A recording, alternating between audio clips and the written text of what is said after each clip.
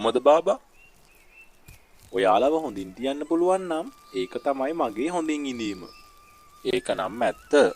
හැබැයි දැන් ගමේ මිනිස්සු ආව කොච්චර විශ්වාස කරනවද කියනවා නම් ඔබ දවස් 10ක් निराहारව ඉන්න කිව්වොත් ඔවුන් ඒකත් කරනවා.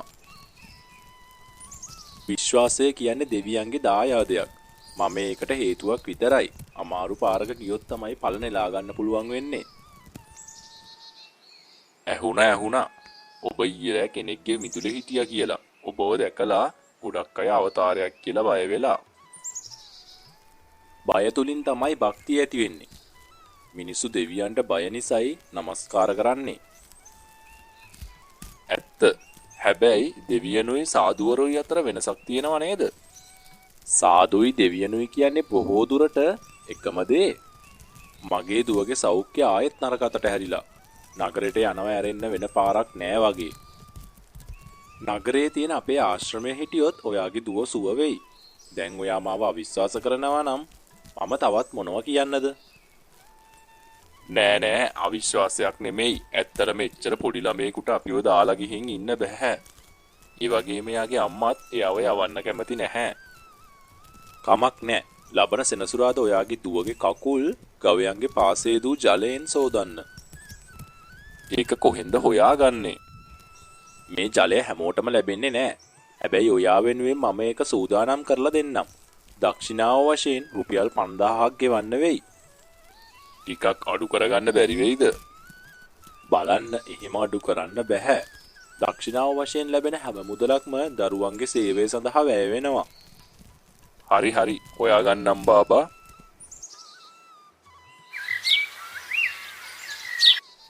ප්‍රණාමය ස්වාමීන් වහන්ස. මම ලොකු කරදරයක වැටලා ඉන්නේ. මගේ පුතා සමන් ටිකක්වත් පාඩම් කරන්නේ නැහැ. හරිම කලබලයෙන් ඉන්නේ. දවසම ගෙවන්න සෙල්ලම් කරලයි දඟ වැඩ කරලයි විතරයි. එයාට වයස කීයද? අවුරුදු 9යි.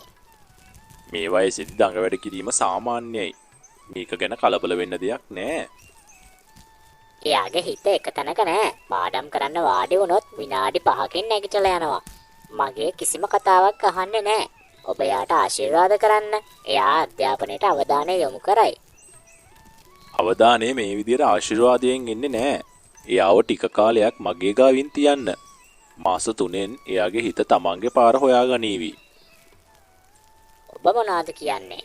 මාස 3ක් එයා ඔබ ගාවින් තියන්න? මම කොහොමද මාස 3ක් එයා නැතුව ඉන්නේ? බය වෙන්න එපා. එයාව නීති රීති වලට යටත් කරන්න ඕන. ඒ වගේම නිශ්ශබ්දතාවය උගන්වන්න ඕන. එහා මෙහා දුවන හිතක් නවත්තන්න ටික කාලයක් අවශ්‍යයි. මාස 3කට පස්සේ ඔයාම පළ දකීවි. හරි. ඔබ කියනවා නම් එයාගේ හොඳ වෙනුවෙන් මම ඒක කරන්නම්. අදම එයාව අරගෙන එන්න. හොඳයි. මම හවසට එයාව එක්කගෙන එන්නම්. සුනිල් මහත්තයා, මම සමන් ගැන හරිම කනස්සල්ලෙන්. මොකක් කරන්නද කියලා හිතාගන්න බෑ. මාස 3ක් පුතාව දාලා දුර ඉන්න වෙනවා. එයාලා එයාව හොඳින් බලාගනීවිද? අනතුරක් වෙන්නේ නැති වෙයිද? එයා කනස්සල්ලෙන් ඉන්න එපා. සාදු බ්‍රහ්මානන්ද කියන්නේ හරිම බලවත් මිනිස්සෙක්. එයාට කරන්න බැරි දෙයක් නෑ. කලින් සැරේ මගේ දුවට ගවයන්ගේ පාසේ දූ ජලයෙන් කකුල් සෝදන්න කිව්වා. එයාට සම්පූර්ණයෙන්ම සුව වුණා. හැබැයි ඒ වෙලාවේ එයා කිව්වා ඒකේ කල්ලිකුත් වීම මාස 3යි කියලා. හරියටම මාස 3කට පස්සේ ආයෙත් දුව අසනීප වුණා. දුවව නගරයට යවන්න කිව්වා. හැබැයි එයාගේ අම්මා නම් කිසිසේත්ම කැමති නෑ. ඒකයි ආයෙත් ගවයන්ගේ පාසේ දූ ජලයෙන් කකුල් සෝදන්න මේ ලෑස්ති කරගෙන යන්නේ. මොකක් කරන්නද කියලා හිතාගන්න බෑ. මම දන්නවා ඔයාගේ හිතේ තියෙන දේ. හැබැයි මේ වෙලාවේ සමන්ව බ්‍රහ්මානන්ද සාතුගේ ආශ්‍රමයට යවීම අත්‍යවශ්‍යයි. එතන හිටියොත් එයා ශක්තිමත් වෙයි. අලුත් දේවල් ඉගෙන ගනීවි. හැබැයි සාදු බාබා කාලෙන් කාලෙට ආරංචි එවයිද? අනිවාර්යයෙන්ම එවයි. මට ආරංචි වුණා. එයාගේ ආශ්‍රමයේ ඉන්න අය හැම මාසෙම ලිපි යවනවා කියලා. ඔබේ කතාව අහලා මට හිතට ශක්තියක් ලැබුණා. එයා හරිම වගකීම් දරන හොඳ මිනිස්සෙක්. මාස 3කට පස්සේ ඔයා දකීවි සමන් ඊටත් වඩා හොඳ මිනිස්සෙක් වෙලා එනවා. එහෙම වෙන්න ඕනේ. මම තව ටිකකින් සමන්ව එක්කගෙන ගිහිල්ලා එයා ගාවට ගිහින් බාර දෙනවා. එයා හෙට හවස නගරේ බලා පිටත් වෙනවා නේද?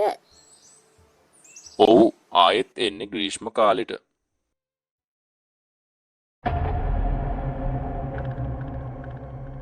මේ වැඩේ ලීසි නෑ ගණේෂ්. මේ ගමේ හැමෝම දැන් සැක කරනවා. එක වැරැද්දක් හැමදේම විනාශ කරන්න පුළුවන්. මම දන්නවා බාබා. හැබැයි මේ මොහොතේ ළමයෙක් ජාවාරම් නොකළොත් ඊළඟ වැඩේ අපට නොලැබේවි. ඒක නිසායි මම මෙච්චර රෑ වෙලා නගරේ ඉඳන් දුවගෙන ආවේ. දවස් දෙකක් ඉවසන්න තිබුණා නේද? නෑ, අතේ වෙලාවක් නෑ. කරන්න තියෙන දේ අද රෑම කරන්න ඕන. ගම්වාසීන්ට මොනවද තේරුම් කරන්නේ? ඔබ සංසුන්ව ඉන්න බාබා. අද රෑ පොයේ දවස. ඔබ ඒ වෙලාවේ මන්ත්‍ර කියන්න. සමන්ට යන්ත්‍රයක් බඳින්න. මම එයාව රෑ අඳුරේ නගරෙට එක්කගෙන යන්නම්. ඔබ කියන්න එයා රෑ පැනලා ගිහින් කියලා. ඔබ ඒ වෙලාවේ නිදාගෙන හිටියා කියලා. එයා තමන්ගේ කැමැත්තෙන්ම මේ ගමේ බැඳීම අත්හැරලා ගිහින් කියලා කියන්න. හොඳයි. එහෙනම් මෙයාව අරගෙන යන්න. මම හෙටම ආපහු යනවා. එතකම් මෙයාව ආශ්‍රමයේම තියන්න. මම ගිහින් බලන්නම් වාහනේ ඇතුලේ තියෙනවද කියලා. ඔව් ඔව් යන්න. මේ වෙලාවේ අවට කවුරුත් ඉන්නවා කියලා හිතෙන්නේ නෑ. ඒත් බලලා එන්න. මට මගේ අම්මා ගාවට යන්න ඕනේ. මාව අතාරින්න. ඔයාගේ අම්මා ඔයාව අපේ ළඟින් තියලා ගියා. මට හැමදේම ඇහුණා. ඔබ මාව විකුණනවා නේද? නෑ නෑ, ඔයාට වැරදිලා. නගරේ ලස්සන උද්‍යානයක් තියෙනවා. මම ඔයාව එහෙට එක්කගෙන යනවා. මේක ගන්න. මේ ජූස් එක බීලා දැන් නිදා ගන්න. උදේට නගරෙට යන්න කලින් මම ඔයාව අම්මා ළඟට එක්කගෙන යන්නම්. හොඳද? මොනවද මේ කියන්නේ? සමන්නේ. රෑ වෙනකම් මෙයා මෙතන හිටියා. හිටියා තමයි. හැබැයි මේ කොල්ලා හරිම දඩබ්බරයි. ඊයේ රෑ කිව්වා එයා මාත් එක්ක කොහෙවත් යන්නේ නැහැ කියලා. මම එතකොට කිව්වා හරි ගෙදර යන්න කියලා. එතකොට නිශ්ශබ්ද වුණා. පාන්දර මම භාවනාවෙන් නැගිටලා එයාව හොයනකොට කූඩාරමේ නෑ. ඊට පස්සේ බැලුවා. එයා ගමෙත් නෑ. සමන්ගේ අම්මා නම් හොඳටම අඬනවා. එකපාරටම කොහෙද මේ කොල්ලා ගියේ කියලා. මේ ගමෙන් එළියේ කිසිම දෙයක් ගැන එයා දන්නේ නෑ. කවුද දන්නේ? මම එයාට තේරුම් කරලා දුන්නා. එයාගේ හොඳ වෙනුවෙන් තමයි එයාගේ අම්මා මේ තීරණය ගත්තේ කියලා. මම හිතුවා උදේට නැගිටලා එයාව ගෙදර එක්කගෙන යන්න. හැබැයි ඊට කලින් කොහෙදෝ ගිහින් මට තව ටිකකින් දුම්රියක් තියෙනවා. ඔබ ආයෙත් එන්නේ කවදද? ඒ වගේම මගේ දුවගේ පාසයේ දූ ජලය. මම ආයෙත් එන්නේ ග්‍රීෂ්ම කාලෙට. ඒ වගේම ඔව් මට මතකයි ඔයාගේ දුවගේ කාරණය. මම ඒ පාසයේ දූ ජලය ටික වෙනත් මාර්ගයකින් ආළඟට එවන්නම්. ඔයාගේ සල්ලි ලෑස්තිද? ඔව් මම අරගෙන ආවා. හොඳයි. මම තව ටිකකින් පිටත් වෙනවා. ඒ වගේම සමන්ගේ අම්මට කියන්න දවස් කිහිපයක් ඉවසන්න කියලා. එයා සමහර විට තනියම ආපහු ඒවි. අම්මත් එක්ක තරහ වෙලා කොහෙට හරි ගිහින් ඇති. පොලිසියට කියන්නේ නැද්ද? තාම කිව්වේ නෑ. මේ වගේ දේවල් වලට පොලිසි නොයා ඉන්න එක හොඳයි. කරුණේ ගමට නරක නාමයක් එනවා. තේරුණාද ඒක?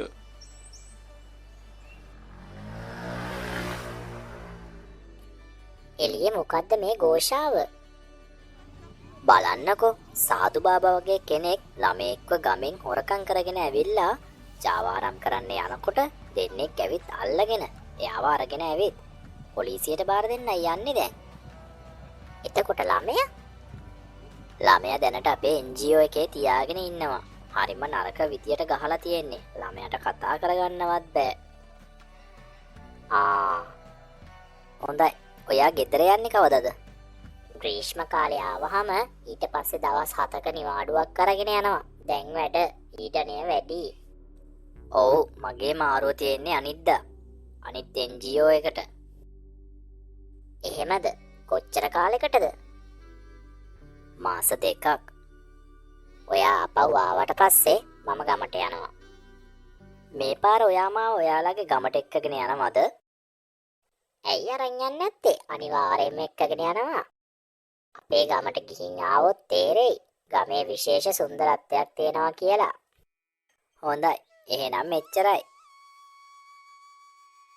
එළියේ හරිම කෑකැසීමක් නේද? යමුද බලන්න?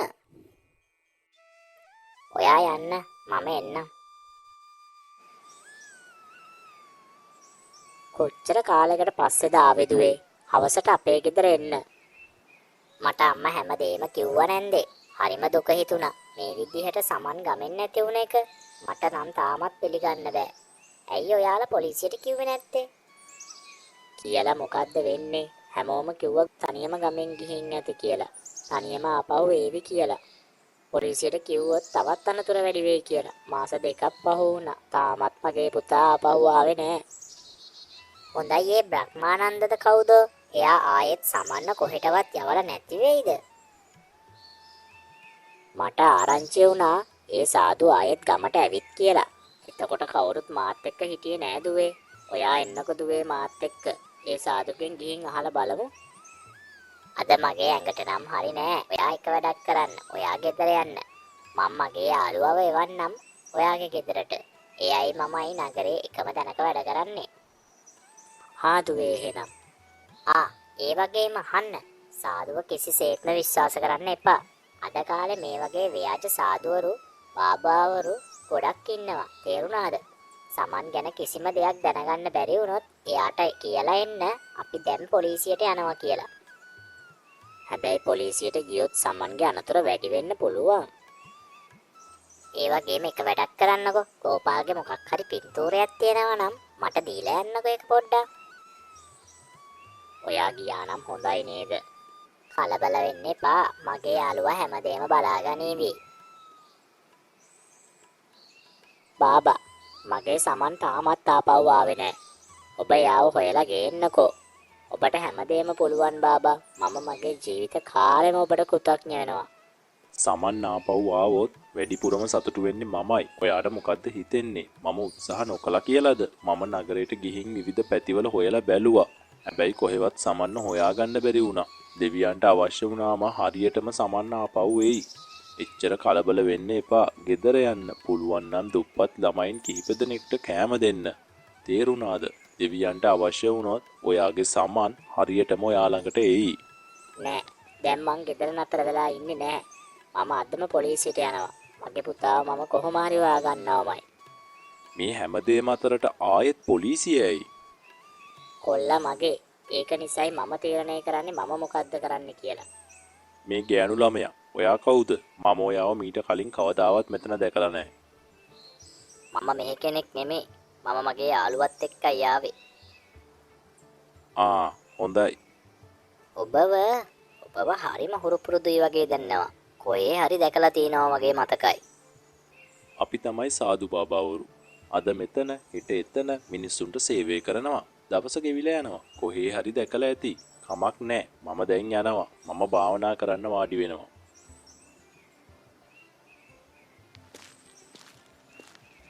මතක් වුණා. කාවද මතක් වුණේ? මෙයා තමයි ඒ සාදු ළමා ජාවාරම් කරන්නේ. ඔයා මොනවද කියන්නේ? මට නම් කිසිම දෙයක් තේරෙන්නේ නැහැ. සමන්ගේ ඔළුවේ ලොකු තිලකයක් තියෙනවද? ඔව් තියෙනවා. එයාගේ අම්මා දීපු පින්තූරේ ඔළුවේ තියෙන තිලකය පැහැදිලිව පේනවා. හැබැයි ඔයා කොහොමද දන්නේ? මතකද? දවසක් අපේ NGO එකට සාදු කෙනෙක් වරගෙන ආවා. එයා ළමෙක්ව ජාවාරම් කරන්න හදනකොට එයාව තමයි අපේ NGO එකේ තියාගෙන ඉන්නේ. ඔව් මතකයි. හැබැයි ඒකටයි මේකටයි මොකද්ද සම්බන්ධය? ඒ ළමයා තමයි ඔයාලගේ ගමේ සමන්. ඒ වගේම ඒ සාදු තමයි මේ ව්‍යාජ සාදු ළමා ජාවාරම් කරන. මේ ඔයා මොනවද කියන්නේ? මම කියන්නේ සම්පූර්ණයෙන්ම ඇත්ත. හැබැයි ගමේ හැමෝම මේ සාදුව අන්ධයෝ වගේ විශ්වාස කරනවා. ඔව්, ඒක නිසායි අපි හරිම පරිස්සමෙන් හැමෝගෙම ඇස් ඉස්සරහට ඇත්ත පෙන්වන්න ඕන. ඔයා කිසිම දෙයක් ගැන කලබල වෙන්න එපා. මගේ ඔළුවේ හරිම හොඳ වැඩපිළිවෙලක් තියෙනවා. ඔයා සාදුව පොලිසියට අරගෙන යනකොට රෙකෝඩ් කරපු වීඩියෝ එක ඔයා ගාව තියෙනවද? ඔව් තියෙනවා. ඒක තමයි සාදුගේ ඇත්ත රූපය හැමෝටම අරගෙන එන්නේ. ඔයා බලාගෙන ඉන්න. දැන් මම මොකද්ද කරන්න කියලා. අහන්න. ඔබ ආශ්චර්යමත් ජලය දෙනවා කියලා ආරංචියක් කියවුවද? මම ආශ්චර්යමත් ජලය? ඔයා මේ මොනවද කියවන්නේ? ගමේ ගෑනු ළමයි දෙන්නෙක් මට කිව්වා ඔයා අද නුග ගහ යට ආශ්චර්යමත් ජලය දෙනවා කියලා. ඒක බිව්වොත් කාගේවත් ඇඟේ කිසිම ලෙඩක් තියෙන්නේ නැහැ කියලා. ඒ ජලය වෙනුවෙන් මුළු ගම්වාසීන්ම අද මේ දෙසට එනවා. මේ වැඩේ නම් දැන් මට හරිම බයයි. එයාලා මාව සැක කරනවද? මම නිශ්ශබ්දව මෙතන වාඩි වෙලා ඉන්නවා. කවුරු හරි මං ගැන ඇහුවොත් කියන්න බාබා දැන් භාවනා කරනවා කියලා. මේ වෙලාවේ බාබාට බාධා කළොත් මහා පාපයක් සිද්ධ වෙයි කියලා කියන්න. හරි හොඳයි. මම එහෙම කියන්නම්. කෝ සාදු බාබා කොහෙද? තව ටිකකින් සෙනග පිරෙයි මෙතනට. සාදු බාබාගේ ආඥාවක් තියෙනවා. දැන් සාදු බාබාට බාධා කරන්න බෑ කියලා. බාධා කරන්න බෑ කියන්නේ? අනේ යාමනේ අපිට කතා කළේ. මට තේරෙනවා. හැබැයි දැන් එයා භාවනා කරනවා. දැන් බාබාට බාධා කළොත් මහා පාපයක් සිද්ධ වෙයි. මට බාබා ළඟට යන්න ඕන. ඔබ අයින් වෙන්න. මේ අයින් වෙන්න කිව්වා නේද? දැන් බාබා ළඟට යන්න බෑ කියලා. මුළු ගමම එකතු වෙලා මේ දෙසට එනවා. බාබා කතාව වෙනස් කළොත් ගම්වාසීන් නැත්ත රූපේ පෙන්වන්න වැඩි වෙලාවක් යවන්නේ නැහැ. ඕන කෙනෙක්ට පුළුවන් දෙයක් කරන්න දෙන්න. බාබා දැන් එළියට එන්නේ නැහැ. මාමා ඔබ අයින් වෙන්න අපිට ඇතුළට යන්න දෙන්න. මේක ලොකු කරදරයක්. එයා තාම භාවනා කරනවා. ඒකට උඩින් මුළු ගම්වාසීන්ම මෙතනට ඇවිත් බාබාට බාධා කළොත් පාපයක් සිද්ධ වෙයි. පාපය? එයා කවුද කියලා ඔයාලා හොඳටම දන්නවද? ඔයාලා අතරින් සමහරව එයා ගැන අන්ධ විදියට විශ්වාස කරනවා.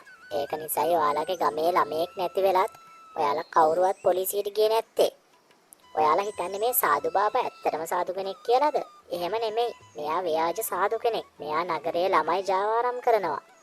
අපේ ගමේ ළමයා වෙන සමන් මෙයා නගරයට අරගෙන ගිහින් ජාවාරම් කරන්න හැදුවා. හැබැයි වාසනාවකට එයාගේ වැඩපිළිවෙල සාර්ථක වුණේ නෑ. මෙතන මෙච්චර සෙනගක් ඇයි? ඒ වගේම මේ කෑගැසීම මොකක් ගැනද?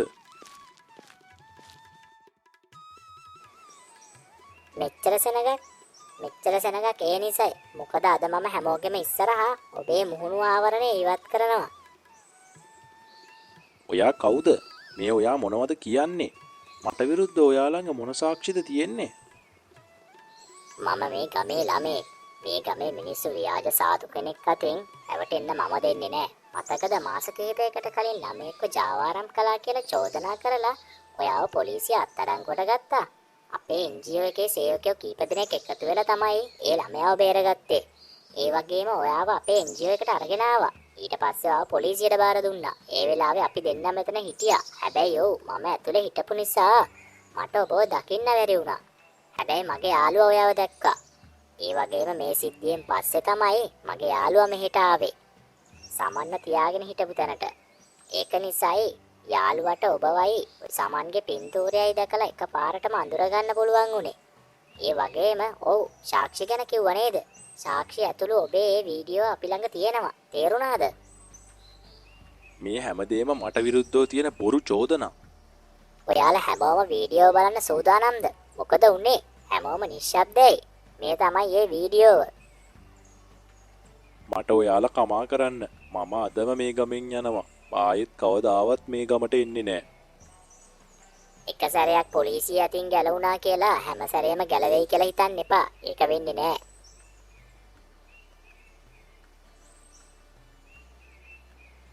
දුවේ, ඔයා ඇත්තටම කියනවද? මගේ පුතා හොඳින් ඉන්නවද? සමන් ජීවත් වෙනවා. මගේ පුතා කවදද මගේ ළඟට එන්නේ? ඔයා මුලින්ම කඳුළු පිහ දාගන්න. ඔයාගේ සමන් ඉක්මනින්ම ඔයා ළඟට එයි. ඇත්තටම දුවේ, ඔයයි ඔයාගේ යාළුවයි නොහිටියා නම් මට කවදාවත් මගේ පුතාව ආපහු ලැබෙන්නේ නැහැ. මම ඔයාට පොරොන්දු වෙනවා. තව දවස් දෙකකින් සමන් මේ ගමට ආපහු එයි. ඔයාලා මෙහෙට ආවේ නැත්තම් අර ව්‍යාජ සාදු බාබාව අපි තාමත් විශ්වාස කර ඉන්නවා. ඒ වගේම සමන් වගේම ගමේ තවත් ළමයි එකින් එකා නැති වෙන්න තිබුණා. කියමනක් තියෙනව නේද? යහපත් මිනිස්සුන්ගේ අවසානය හොඳයි කියලා. බලන්න ආයෙත් කවදාවත් කාටවත් මේ ගමේ මිනිස්සුන්ට හානියක් කරන්න බැරි වෙයි. ඔයා හරියටම ඇත්ත කිව්වා. ශීත කාලේදී මේ සාදු මිනිස්සුන්ව ගොඩක් රැවට්ටුවා. හැබැයි ග්‍රීෂ්ම කාලේදී සාදු පොලිස් බාරයට ගියා.